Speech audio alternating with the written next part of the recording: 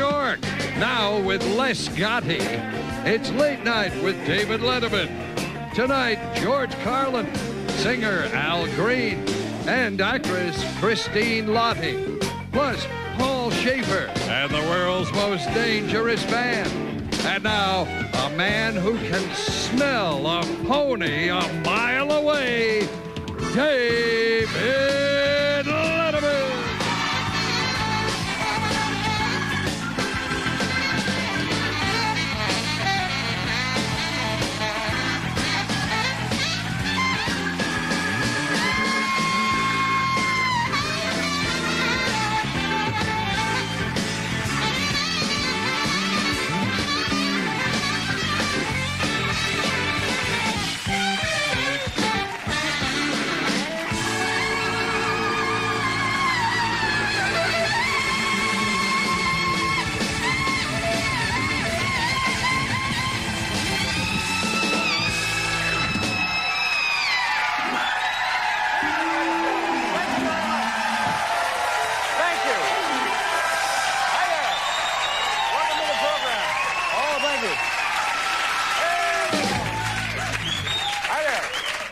Thank you very much for dialing us up on your home television set. Welcome to the show. It was kind of interesting yesterday. This happens every year. Charles Manson is eligible for parole, and he goes in front of the parole board, and he makes his presentation, and then they decide whether or not they feel that Charles Manson, convicted mass murderer, is suitable to be paroled. And as you would guess, they decided he was not suitably rehabilitated for parole, and he took it very hard. For some reason, yesterday's announcement came as a real bombshell to this guy, and he was very worked up, and when they made the announcement, he looked at the panel and he said, very bitterly, he says, "It's because I'm a psychopathic homicidal maniac, isn't it?"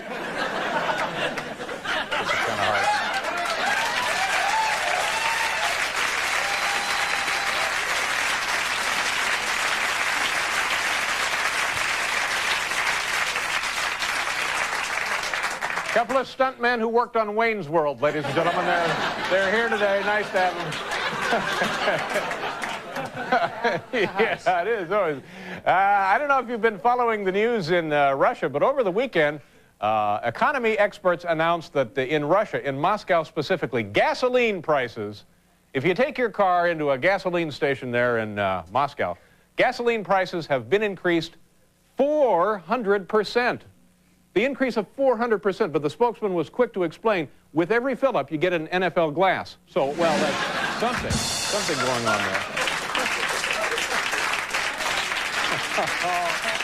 Yeah, I don't know. This week, of course, is Secretary's Week, and today, I believe, if I have my dates right, today is Earth Day. So we have two major events going on simultaneously, and many General Electric executives here in the building are celebrating both events today by treating their secretaries like dirt. So I...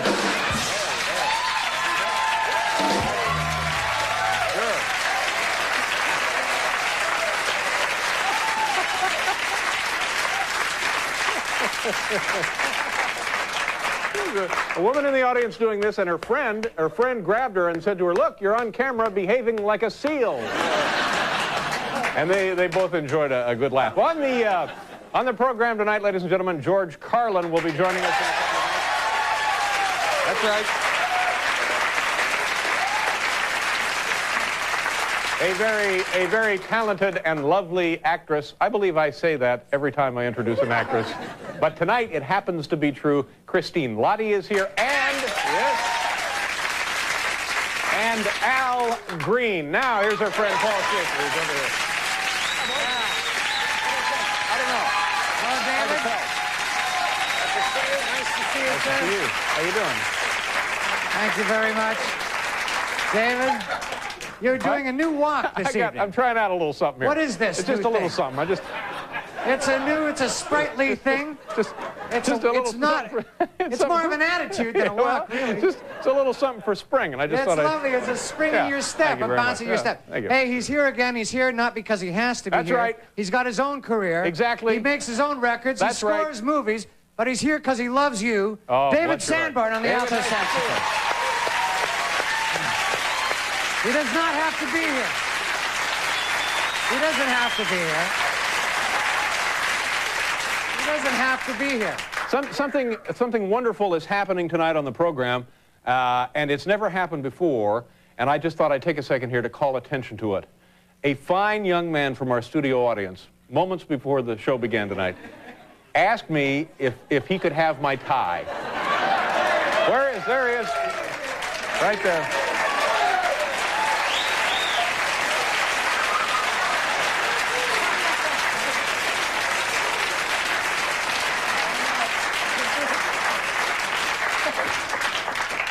I'm sorry, son, the deal didn't go through.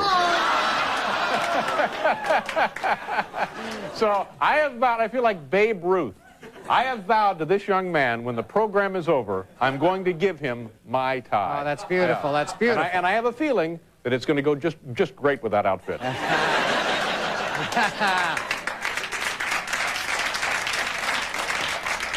Baseball, it's baseball season. Oh, before we do this, since it is Earth Day, let's open the sunroof and see what the weather is. Earlier today, for the last 5 or 6 days here in New York City, it's been lousy, lousy weather, and they said it was supposed to be sunny and lovely today. So Hal, yes, sir. That's our director and racing legend, Hal Gurney. Hal, do me a favor, open up that sunroof there, and let's see if the weather here in New York City has improved from earlier, shall we? Open up, fellas. All right, open that sunroof up, because it was dreary and overcast and gray and kind of damp and cloudy. And open it right up.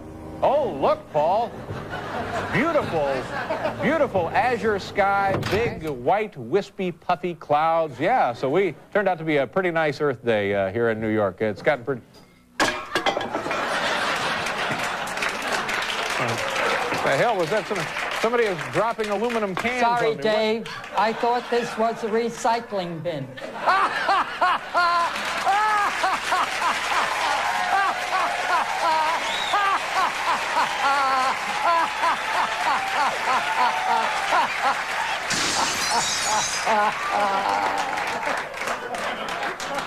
That, ladies and gentlemen, is Peabody Award-winning comedy. All right, since we're right here in the beginning of the baseball season, what's your favorite baseball team, Paul? The Blue Jays. Toronto Blue Jays. Yeah. Some say the best team in baseball today. Really? Well, Yeah. Thank you very much. I didn't know you cared. Who do you like? Oh, I like, of course, Cincinnati Reds. I grew up with the Cincinnati Reds. Yeah, I was clubhouse boy till I was 26. I didn't know about you. Yeah. Yeah. And so anyway, since it is the beginning of the baseball season, we thought, well, heck, we're just going to show you now a little something we've put together, the history of baseball. Paul, is there any stirring baseball music for this? 'Cause it's on. 2, 3 plages et vous êtes outrés. Little French, a little French. Little fake French. Little bad French. You've cut off your comma. No, oh, yeah, I know. I'm developing a gap here. We're going to have to get some tape or a staple gun, and we'll close it up. It's the history of baseball, ladies and gentlemen. Here you go. Way back in 1871, the first fat guy breaks a ballpark seat. That happened in 1871. History was made. That's right. 1916.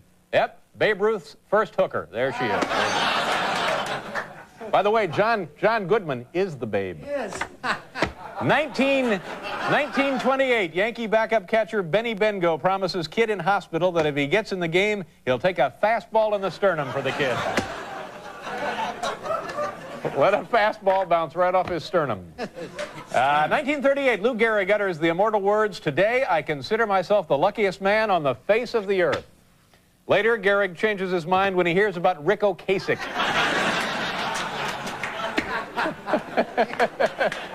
He's not really the luckiest. Yeah. He's married to leggy supermodel Pauline Poroskova. That's leggy supermodel. Are they married? That's lucky. Yeah, they are married. Yes, sir. 1939, continuing now with the history of baseball. Some guy rebroadcast part of a game without the express written consent of Major League Baseball. World War II begins. I knew something like that would happen. 1941, Joe DiMaggio hit safely in 56 consecutive games. Streak ends when he is troubled by recurring nightmare about a machine that makes fresh brewed coffee in his kitchen. You know, the show is going so well, I don't know that I'll be able to part with this tie. it may become my good luck tie. Okay, well, in 1966, rookie Nolan Ryan sells his soul to the devil. I didn't realize that. You go up into Cooperstown and you learn that kind of stuff, or as baseball players pronounce it, Cooperstown. 1969, San Diego scout spots freakishly large chicken, decides it would be a perfect mascot for the San Diego Padres. Yeah, you're not getting this tie, pal. This is my parachute right here. yeah. Saving it. 1972, Tommy Lasorda eats the last sensible dinner he will have until 1989.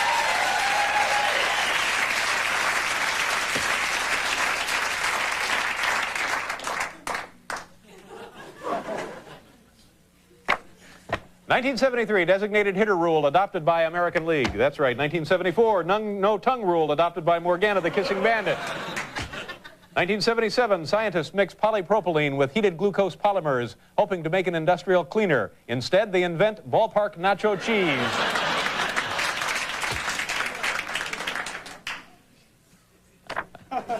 (1979), while playing for Milwaukee, Sixto Lezcano hits 28 home runs, drives in 101 runs, setting all-time record for guys named Sixto.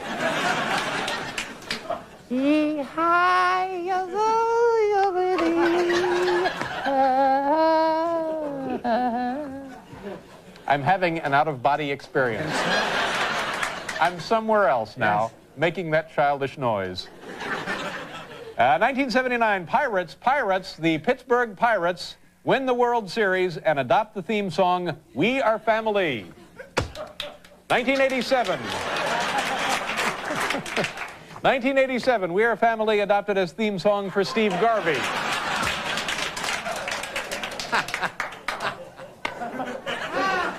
1989, Mets third baseman Howard Johnson suspected of corking his bat. 1989, Red Sox third baseman Wade Boggs suspected of corking his pants.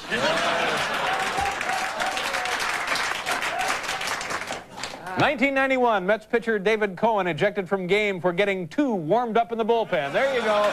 That's our history of baseball.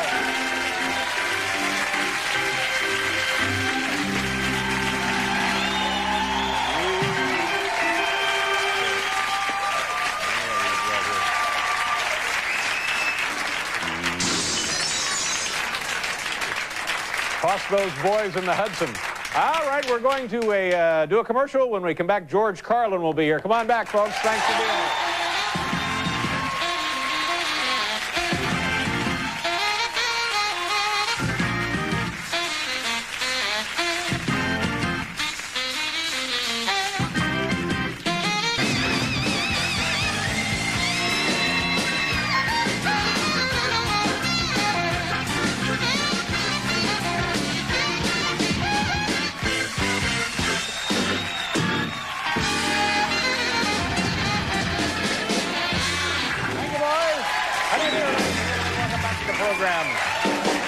Paul Schaefer, of course, the band, Sid McGinnis, Will Lee, Anton Zip, and David Sanborn sitting. Anton Fig, ladies and gentlemen.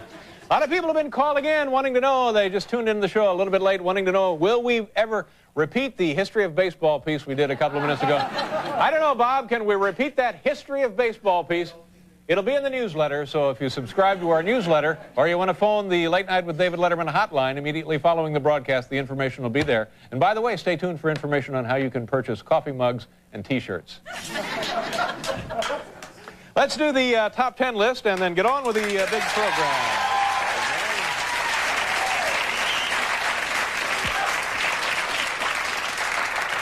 Here's a dumb guy sitting at home watching the program with his wife. He's had a little too much over-the-counter cough medicine. Okay. Hey, Helen, I think them dots is moving.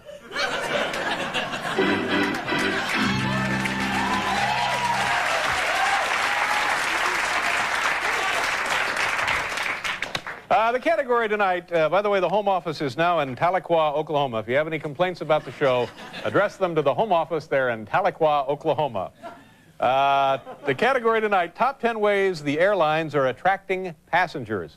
You know, I don't know whether it's the recession, I don't know whether it's just generally business troubles around the world these days, but the airlines are having a lot of trouble economically. A lot of them have gone out of business. Yeah. Eastern is gone. Yeah, one of the premier pioneer airlines, Eastern Airlines, adios, say goodbye, get a cab, dust, history, vapor. Pan Am, I believe Pan Am is gone. Gone already? Yeah. No. Haven't they gone? They're bankruptcy and... Bankrupt. Yeah. Out of here. TWA hanging on to a Chapter 11. Is that what it is? Yeah. Bankrupt. So they're almost out. So that only leaves American and some others. And a few others. A lot of them are lowering prices drastically to attract customers. That's exactly my point. One of the ways exactly they're the doing point I was trying to make. Thank you. Thank you, and God bless you, Paul. Thank you. That's the category of tonight's top 10 list. Top 10 other ways the airlines now are attracting passengers. Americans slashed their prices across the board. Yeah. You can now, a family of 6 can fly round trip from New York City to Los Angeles for $8. Man. That's true. And that's business class, ladies and gentlemen.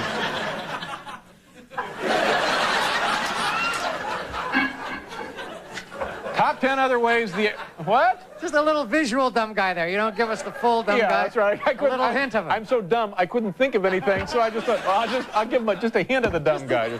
A visual hint of the dumb guy. But, you know... I know!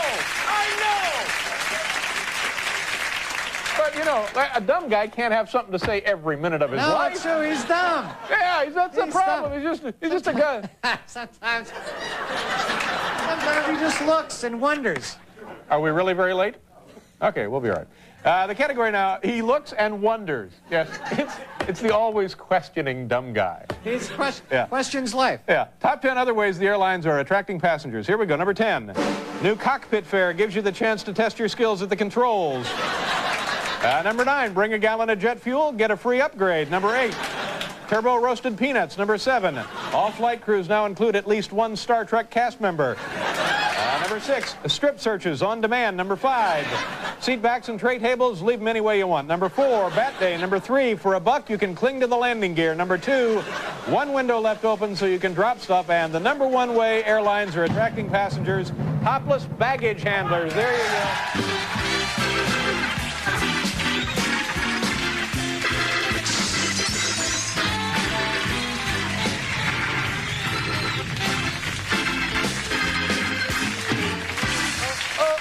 All right. Let's bring out our first guest, a very funny man. And the important thing, if you're going into the world of comedy, the real test is how long can you be funny? And he's been funny for a long, long time. He's been performing stand-up for the last 30 years. He has a brand new special, George Carlin, Live at the Paramount. Live at the Paramount. That takes place Saturday night, a live event right here in the city. You can see it on HBO. Ladies and gentlemen, please welcome George Carlin. George.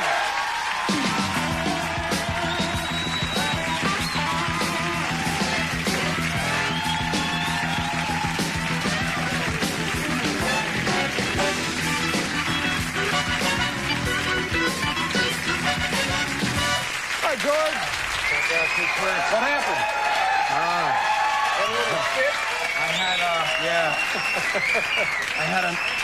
I had an ovary removed. Oh, no, you didn't. No? No, you didn't. Old hide-and-seek injury? All right. Good. I'm really okay. Good to see you. This is very exciting for me, and I guess even more exciting for you for a couple of reasons. But I know you always enjoy coming back to New York City. Yeah. Yep. Well, hometown. Doing this show from my hometown. That's great. Yep. And I love the restaurants. You know, it's got the best restaurants. 30,000 different restaurants in New York City. Well, only a few worth mentioning on the David Letterman show.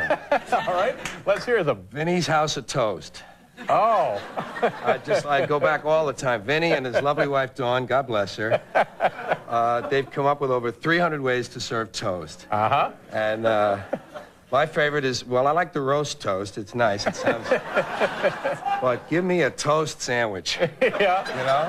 How do they handle that? What do they do with that? I like the toast sandwich on toast. Uh-huh. Personally. So you get it toasted. Yeah, I get it. But you can get the toast sandwich on plain bread. It's just as good. Yeah. Just as good. Get it on a bun, maybe? Toast on a bun. Yeah. Yeah, because the toast sticks out a little from the bun. the contours being different. So I'm over there. That's usually in the afternoon, because that's light fare. Oh, yeah, it is. Nighttime, trying to impress somebody. Yeah. Special place in Soho, south of Houston, down in Soho. Hey, you know this town. Well, I learned some of this stuff when I was out in California. Nice place called Bombs Away. Have you ever been in there? No, Bombs Away. Is it a new place? Very interesting. Bombs Away. The patrons sit on the ground floor. Kitchen is on the balcony. And when the chef, when they've finished cooking your food, they toss it off. Bombs away! Oh, is that right? You know? And you got to catch it on your plate. Real easy with like a T-bone steak, soup, a mess. Oh, no, yeah. Peas, no fun peas. No, peas are no nice good. Thing, if it lands on the floor, on the house. The food is free if you don't catch it in your plate. Wow. You know, I hadn't heard of that place. Yeah, I love the city. Yeah. And there's one place that's closed now, unfortunately. It was a restaurant for the blind, and they had to close because of the incredible cleaning costs each night, you know. But I haven't been there in a long time, and it's on its Yeah. Let's talk a little bit more about, now, of course, you do the stand-up comedy, and you've been doing it. And like I said, I think it's a real tribute to your ability and your appeal that you could have a great career for this long, certainly. Sure. But you do other things. You were in the movie The Prince of Tides. Yes, it was. Yeah. I was in Prince of Tides. I do Shining Time Station, a children's show. Now, tell me about that. Because Thank you. Thank you. that, by the way, is the dictionary definition of a smattering of applause. Yes, it is. You won't get a better example than that. That's the one they have right on that same page. Yeah. Tell me about the PBS show. Well, that's a children's show called Shining Time Station. I play a little fellow called Mr. Conductor. More than this matter. That was a sprinkling. That was a little better even. But you know what? I'm in town for another reason, and that has to do with my career. Like the Madonna deal, you heard about Madonna. Oh, $60 million blockbuster deal. Mine is not quite that much money involved, more $35,000, but we're pulling together all of my many show business interests under one roof. Oh, great, yeah. And we're going to send it out that way. First of all, I represent people now. We're representing other artists. So you're in the management business? Sort of, yes. Yeah. First, I got the first guy ever wrote a novel in chapstick. Okay? You heard sometimes they say this is a good summer book, this is a good winter book. The original manuscript actually executed in chapstick. Wow. Yeah. And something Paul and the guys would be interested in, we have a guy who plays classical music on the bugle. It takes a hell of a lip, but he's good. Put him together with a chapstick guy, and maybe. Maybe as a duo, prolong their careers. Yes. See? That's why you're here. I'm an idea guy. That's why you're here. A band. I'm representing a band from England, heavy metal band that's called So Long, Mate. And during each performance, one of the members of the band is killed by the rest of the band. Beaten to death or something? Yeah, beaten to death. And the nice thing is the sound of the band is constantly changing. Open auditions all year round. Oh, yeah.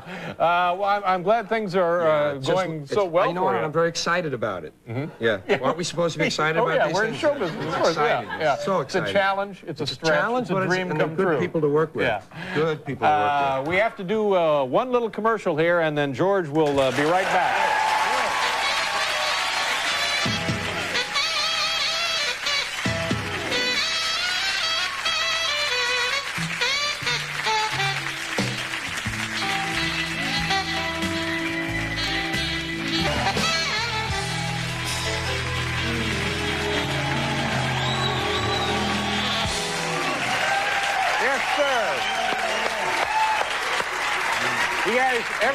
Every night the band sounds great. The best part of the show, night in and night out, is the band. You sound great. Thank you. And then when David Sanborn comes in, you sound like a great band with a saxophone. Is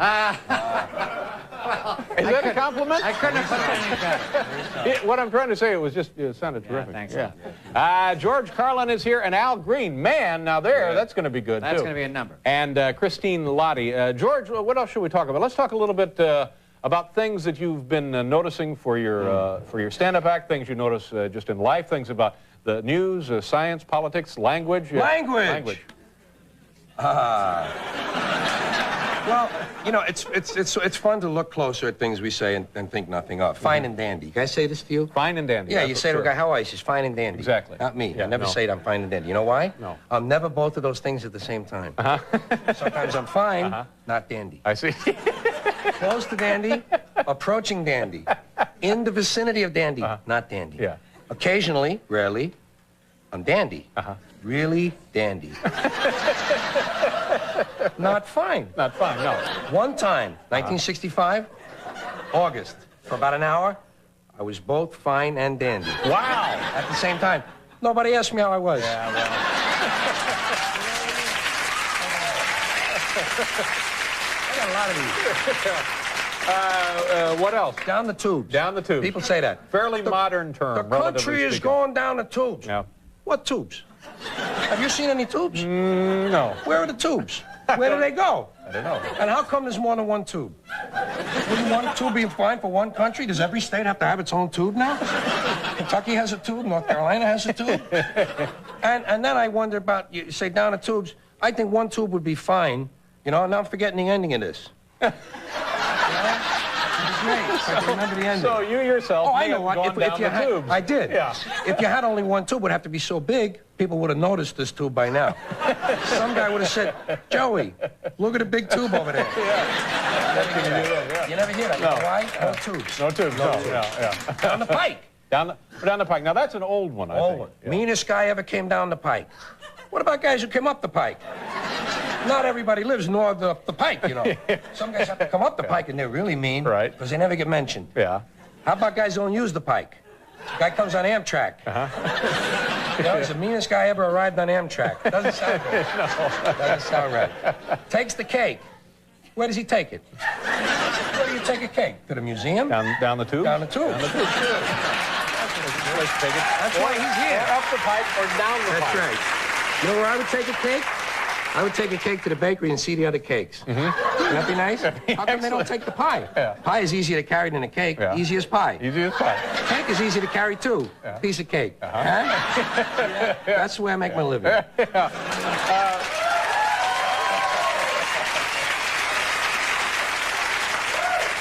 You know, you get a little nervous. A person can get a little nervous observing that, and you think to yourself, maybe George isn't taking the medication because it can go on and on and on. He's doubled up. Yeah. Well, no, not anymore. No. Now, the big show is Saturday night. Now, let's explain this. It will be live. It'll go out live to HBO, on HBO satellite, Yep. or whatever you call that stuff they do now. Like that grasp of technology. But it's at the Paramount Theater. It's Paramount like Theater 5,000, 6,000 Madison seats. Square Garden, about 5,500 seats, Now, something like do that. people pay to go in there and see the show? Yeah, they'll see that, and they'll also see, then I do an extra half hour, you know, and I want to cheat them, and I got an opening act, I want to cheat them, so they see a real show, but for an hour it's broadcast, and then we tape it, of course, and then cut it up and fix it up so that the replays are better than the live one. This is like a big deal, though. This is a lot of pressure doing a live broadcast. Yeah, a bit, but once you get started, I think you forget it. We did one 2 years ago live. It was all right. A lot of fun. I threw up once, and it was okay. Good to see you. Thank you. And Good to hear good you. luck with the big show. Thanks a lot. Thanks. Take care. George Carlin, kid. We'll be right back.